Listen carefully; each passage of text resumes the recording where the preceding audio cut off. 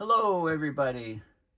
My name is Paul Beckwith, and today I ask the question, which countries around the world are most vulnerable to climate change? Now, when you ask that question, the resources and abilities of the country to withstand the shocks from abrupt climate change events is really key. So often the most vulnerable countries are the ones with unstable governments, with lots of debt, with the lack of financial resources to rebuild after a climate disaster or any other disaster for that matter hits.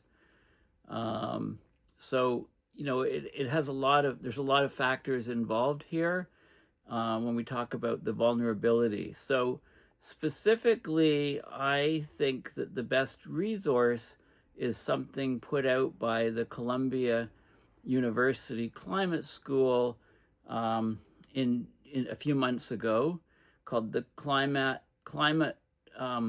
Finance Vulnerability Index. So they look at countries around the world and they try to assess which ones are most vulnerable and least vulnerable, and they have a dashboard. I think it covers 188 different countries. So, of course, I highly recommend that you go and look at your particular country. And if you're considering moving or, immigrating to some country, I highly recommend that migration decisions take climate change properly into account. So number one on the index, or in the top 10, are all the Scandinavian countries, Norway being number one, Finland and Denmark and Sweden. All those countries are in there. I do not think that this index accounts for the possibility that the AMOC collapses, which would send the Scandinavian countries into a deep freeze where they wouldn't be able to grow food. They just have to be buying their food, and it would get a lot colder there. But I think these countries are probably still quite resilient, even given the possibility of the AMOC collapse, which I'm sure is not considered in this climate index. That being said, the most vulnerable countries are some of the weakest economically, with a lot of political unrest and internal strife and lack of money and high debt. These are countries mostly in Africa. So let's have a look at the index from the Columbia Climate People and also some of the other reports on this topic of climate vulnerability. So I'll come back here to this site in a minute. This is an article. There's a group called the International Rescue Committee, IRC. They have the Emergency Watchlist report. This is the latest version, 2024. And this is a 3-page sheet on which countries they're looking at. So at a glance, the 20 watch list countries account for about just over 10% of the global population. 86% of people in these countries are in humanitarian need. 75% of the people have been forcibly displaced. 30% of the people there face extreme poverty. 68% are severely food insecure. And of course, climate change is exacerbating all of these. So this is the ranked top 10 in the yellow. In the hash is the unranked second half. Most of them are in Africa. So number one, Sudan, there's Mali, Niger, the Democratic Republic of the Congo, Somalia, Ethiopia, South Sudan, Myanmar is there. Okay, so these are countries that you would expect would be probably the most vulnerable to climate change. So basically, some of the key points is that armed conflict and climate change are increasingly converging in the same places at the same time, and that's not coincidence. Civilians are caught between states, governments, and the growing influence of armed groups, whether they're organized along political, communal, criminal, or other lines. So different roving gangs, armed groups. It makes me think of Mad Max type situations. Regional and global powers are intervening, but they're not intervening to solve the problem or lower the risk of the problem. They're often intervening to drive and intensify the conflicts, i.e. providing arms to one side of the conflict, things like that. Violent and unconstitutional leadership transitions are increasing the risk of crises. So governments collapsing, being replaced by other governments in non-democratic processes, authoritarian regimes, etc. Civilians and the infrastructure they depend on are increasingly unsafe as parties to conflicts disregard their obligations under international laws. So we have international laws, but they're being flouted, not just by at the very top and by very large countries. The U.S. comes to mind. When you get major countries ignoring international law, other countries follow suit. So you might call it the age of impunity, is a term that maybe applies here, right? So we're in the age of impunity, where people and countries start doing whatever the hell they want and expect to get away with it, and we can certainly see that with what Israel is doing. Parties to conflict are failing to uphold the responsibility to protect humanitarian access. Humanitarian aid, I don't need to give examples. They abound in today's world. Heightened exposure to climate risks is threatening lives and livelihoods. El Niños come in and they throw, they make things riskier for many of these countries that are, in the tropics and the global south. So people in watchlist countries were about 2.75 times more likely to be affected by natural disasters than those in non-watchlist countries.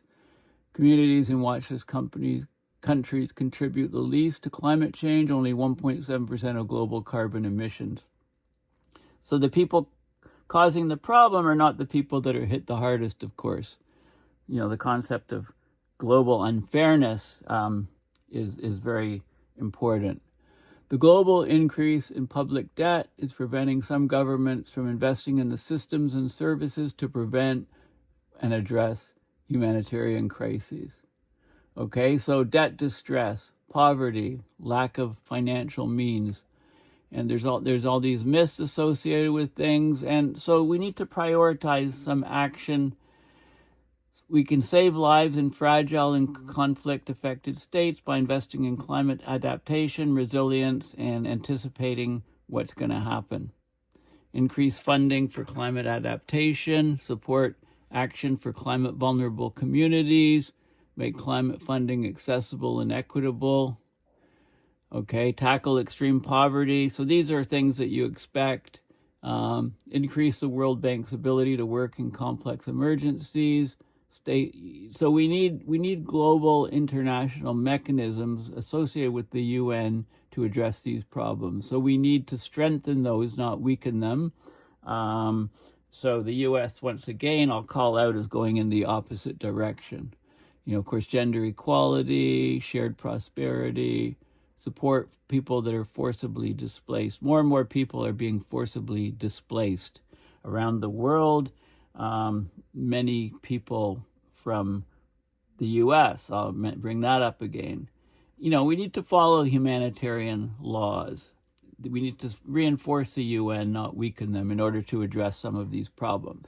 Okay, so this website, International Rescue Communities, they have this report. I just showed you some of the highlights and summaries. Emergency Watchlist report. 20 countries at greatest risk of humanitarian emergencies, and most of those are because of climate vulnerabilities. So there's actually you can download you can get a summary of the report. You can get the full report, and there's reports in between on specific regions. So the Sudan crisis, for example. Okay, so there's so this link is in my video description, and for the full report, it's about a 39-page report, and it looks at some of the top 10 worst off countries that are least climate resilient, or least resilient to anything, and then climate change, of course, exacerbates all of these problems. So I'm not going to go over the details of this report. I've just shown you the summary. So let's go to the this is a report here. Let's go to the Columbia Climate School, Climate, Earth, and Society group. They have their article. They're basically news article on the state of the planet. You know, years ago when I got into climate change, I had this state of the planet email, and I created an email list, and I sent it to all kinds of politicians and governments and stuff. This was like a long time ago. So this report, this announcement from June 25th, 2025, talks about the introduction of this global climate risk index. It ranked 188 countries by vulnerability and access to finance. Okay, so I'll show you. There's basically an interactive dashboard giving information on the climate finance vulnerability index. It displays the current and future risk exposure scenarios of 188 nations, identifies 65 most at risk or red zone nations. 2/3 of the red zone countries are in Africa. Right, the goal is that each country can look at how they're weighted, see their weaknesses and strengths, and try to build up more climate resiliency. So climate shocks are becoming more frequent and intense, yet many of the nations facing the highest threats are also heavily indebted. That limits their access to financial markets to recover when climate disasters happen. So traditional aid models based on GDP per capita or income level don't capture the unique and growing risks of climate exposure, along with limited access to capital to manage these risks. So this is a novel, the Vulnerability Index from Columbia. It provides a novel and more realistic picture of risk. Okay, so the conclusions are heat waves, floods, and other extreme events caused by a warming world could lead to 14.5 million deaths and 12.5 trillion in global economic losses by 2050. I've already talked in a video about losses in the US are approaching $1 trillion a year due to climate change. That's much greater than the US military budget. So the US is at great risk. These numbers are from the World Economic Forum. The United Nations Environment Program, or UNEP, estimates that the annual adaptation financing gap could be as much as $387 billion a year. So that's a lack of funds. We'd need $387 billion to close the gap. Without significant investment, climate change could push up to 132 million people into poverty, right? It enables poverty. It pushes many people into poverty. If some climate event, destroys your house, and you become a migrant and you're thrust into poverty, right? Destroys your region, your village, your town, no jobs, everybody has to move, right? So it really impoverishes people. The vice president of global economic recovery at Rockefeller says, as governments around the world prepare for the 4th International Conference on Financing for Development, they had this already, so this was back at the end of June, early July, the gap between development goals and financing's never been larger. It's getting worse, as climate change accelerates. So you can go through different optimistic and pessimistic scenarios in the software. Those scenarios account for various degrees of emissions, population growth, international collaboration on climate migration and adaptation. Of the 65 nations that appear in the red zone, 47 remain in that category across all 4 scenarios, even in the optimistic scenario. So there's a great map here of where all the countries are. You've got financial vulnerability, low to high, and the climate risk, low to high. And those things. So basically, the key findings: More than 2 billion people live in red zone nations. The risk of a major hazard or disaster is high. Access to finance is dwindling. 43 red zone countries are in sub-Saharan Africa. That's 1.2 billion people. 6 Asian Pacific countries are in the red zone. That's 520 million people. Places like Bangladesh, Kiribati, Myanmar, etc. Latin American and Caribbean region has 8 red zone nations, 100 million people. Ukraine and Cyprus are Europe's 2 red zone countries, 39 million people. 8 of the 10 nations best positioned to respond are members of the OECD. So Denmark, Estonia, Japan, Norway, South Korea, Switzerland, Sweden, and the U.S. is in there. China's ranked in the top 10. Okay, so this is a new index. So let's have a look at it. Let's play around with it a little bit, because I'm sure you all want to check what countries, what your country's doing. So this is a dashboard. Links in the description. Climate Finance Vulnerability Index. It's designed to give a comprehensive understanding of climate vulnerability for nation states in order to improve the targeting and provision of climate change adaptation financing.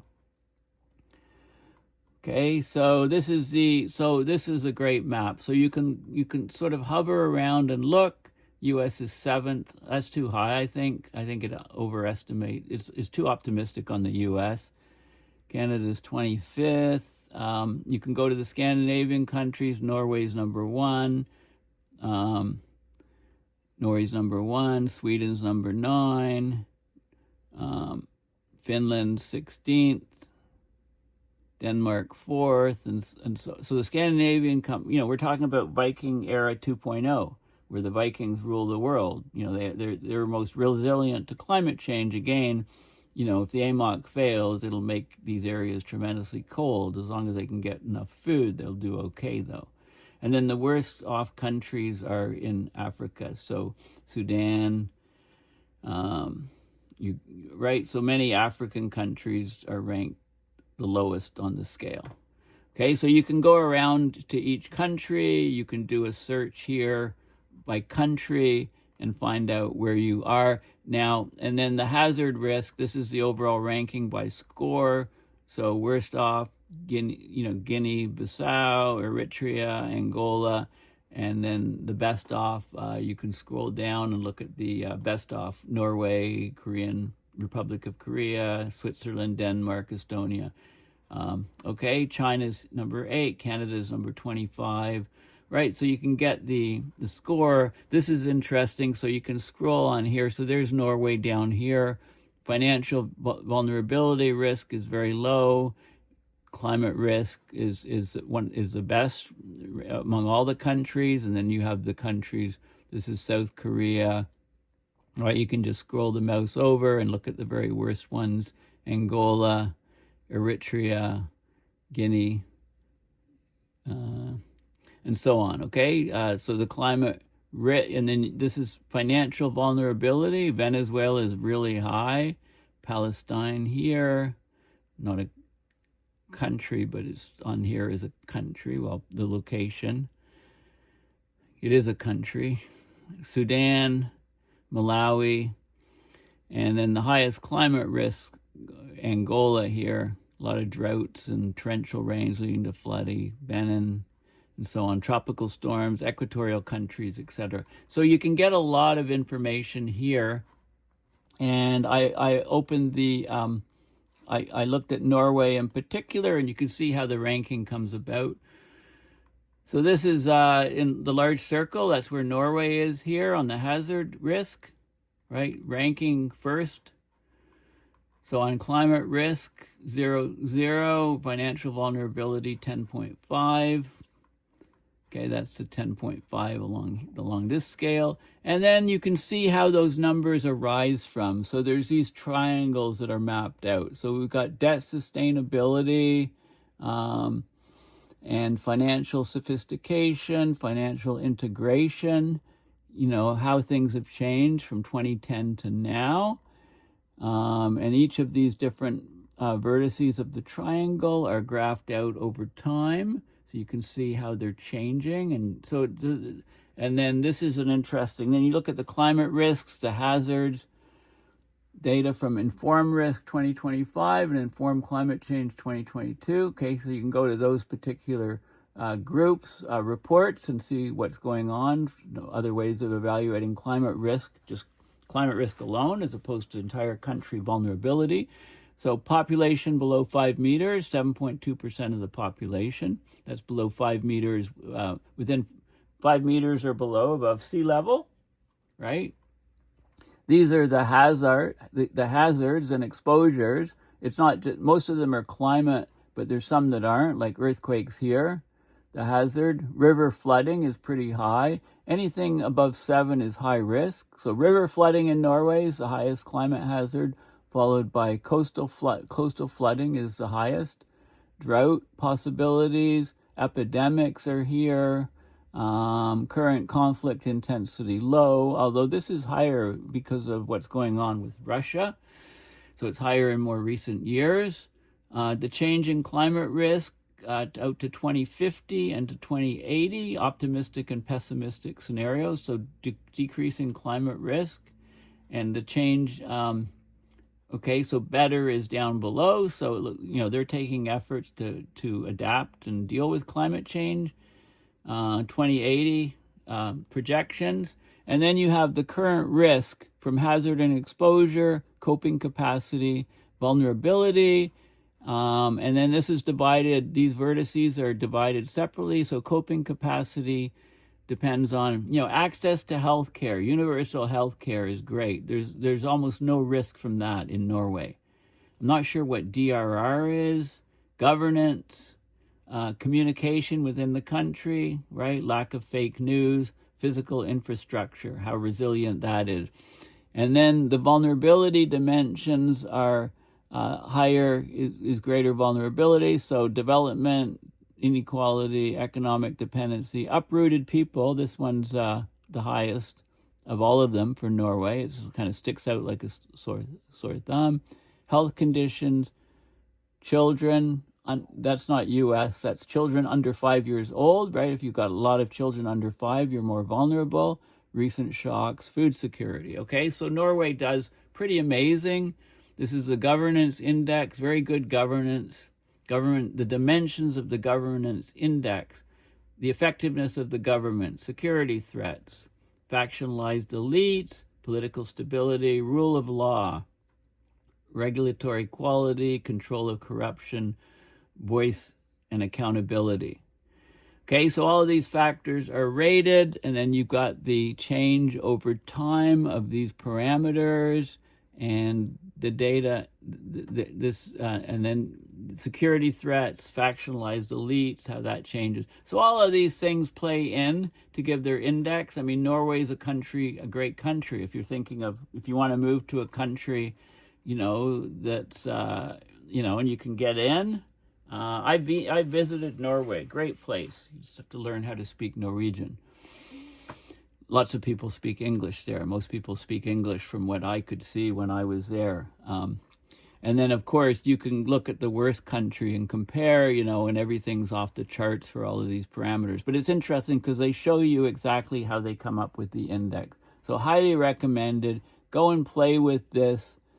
I'll just bring up the worst rated country. And here you can see, we're right here, and you can look at the sizes and of all of these things. So epidemics and the assessments into the future, and the vertices are all getting close, high risks in many, many different areas. Okay, compared to Norway. But you can assess your own country and see where you stand on the totem pole of. Now there's also lots of other work. This is a climate risk index 2025. Who suffers most from extreme weather events by Germanwatch. And it's a 72-page report. I'm not going to go into all of the details. I'll just look at some of the things in here. Right, so it ranks all the countries in the world, mostly focusing on as climate worsens, and I'll come down to some of the key results. So this is the risk index, 1993 to 2022, 10 countries most affected, Dominica, China, Honduras. Okay, so this is not so much, this is more of climate risks to a place, and it doesn't weigh those other factors that the Columbia Risk Index uses. Then there's the 10 most affected countries from different things. Okay, there's different factors. So they look at so countries most affected, right? There's different metrics, different things that they look at. And then I think they have they talk a lot about specific climate disasters in various places, and how they fit that into their ranking system. The overview of fatalities, affected people, economic damage for the 6 event types in 2022. So this is a report from 2025. They go up to 2022 data. So drought, fatalities, number of people affected, and the economic loss. So really high for drought, affects many, many people. Floods affects about half of the number that drought affects, but it kills a lot more people, has greater economic losses than heat waves and storms, wildfires. Right? So they do that overview, and there's lots of charts and stuff showing, pie charts, etc., showing fatalities in this case from the different events, and so on. Number of affected people, displaced people, economic losses, all of those factors. Okay, so all that information is in this report, and this is an article by another group, countries most affected by climate change. What countries are most threatened by and vulnerable to climate change? This was a big deal during the COP27 to look at where adaptation money would go to. So it has the African countries. Chad's considered the most vulnerable country on the planet, according to the University of Notre Dame's country vulnerability studies, due to flooding, increased military confrontation, famine. Somalia, drought and political problems. Syria, war, drought, earthquakes. DRC, 100 armed groups vying for control of the country. Diseases like malaria, Ebola, famine. Afghanistan, right in the list, it shows the top countries most vulnerable. Okay, so there's lots of sources of information. You can look for commonalities with them. The Wikipedia page, I thought I'd just mention, climate change vulnerability, very good. Wikipedia's done incredible things. It's a great independent source of data. I love the way they, have people that volunteer editors, and they keep it going. So this is like most vulnerable countries. Well, world gross national income per capita, lower income countries have a higher vulnerability to climate change, right? So it talks about different, all kinds of different stuff, a good source, and also, of course, it's older adults that suffer more. They can't throw off heat, their metabolism is slowed down, children under 5 also. So how to become more resilient, have more climate justice, climate vulnerable forums, and so on, right? There's loads of good information in the wiki page. And I had a quick look at perplexity.ai. I asked what countries are most vulnerable to climate change. It has a lot of the sources or things I've already shown you. So as of 2025, it's, Chad, Sudan, Somalia, Afghanistan. Okay, I've talked about these countries, those lists, and then other highly vulnerable nations. And then, key factors in the vulnerability include chronic poverty, conflict, weak institutions, exposure to frequent or intense climate hazards like prolonged drought, devastating floods, tropical storms, right? Sub-Saharan Africa, parts of South and Southeast Asia, low-lying coastal and island nations are hit hard, lacking both the infrastructure and funding to recover from disasters and prepare for future impacts. And then the least vulnerable to climate change, they have the Scandinavian, look at this, Norway, Sweden, Denmark, Finland, Iceland, Switzerland, Estonia, Japan, South Korea, U.S. I wouldn't have U.S. on the list. I think that's going to be dropping significantly. We'll see what happens when a strong hurricane, ravages the U.S. Will FEMA be up to the task? Will the forecasting be accurate enough to get enough people out of harm's way? And the key factors to low vulnerability: robust economies, strong governance, advanced infrastructure, technological readiness, strong governments, and effective public policies. That used to be the case in the U.S., but I don't think it's the case any longer. So things are changing quickly. Okay, so anyway, there's a lot of good information there. The key report is the Columbia Climate School Climate Finance Vulnerability Index. Make sure you check out the information and check out your country and see where you fit. And if you're going to move to a different country, I think it's becoming vital to actually look and see how that country fares in the Climate Finance Vulnerability Index. So a great new index. Has just been online for a couple months, like I said. Anyway, please consider going to my website, paulbeckwith.net, to donate on PayPal, to support my research and videos. I'm also on Patreon and a gazillion other social media sites. I'll put a list in the description of this video. And if you just search for Paul Beckwith on these sites, Tumblr, Threads, Truth Social, I joined. I post my videos on there. I may or may not start posting videos, not just on YouTube, but also on Vimeo. There's a subscription fee per month to post on there. I'm not sure if it's worth me doing that. Maybe you can give some feedback. Anyway, if you're on all of these social media sites, search for me just as Paul Beckwith, no spaces. That's my handle on most of these sites. And just drop in and say hi and help share my videos to new audience, to get more and more people to subscribe to my YouTube channel and get this message about climate change out to more and more people. So thanks for listening, and bye for now.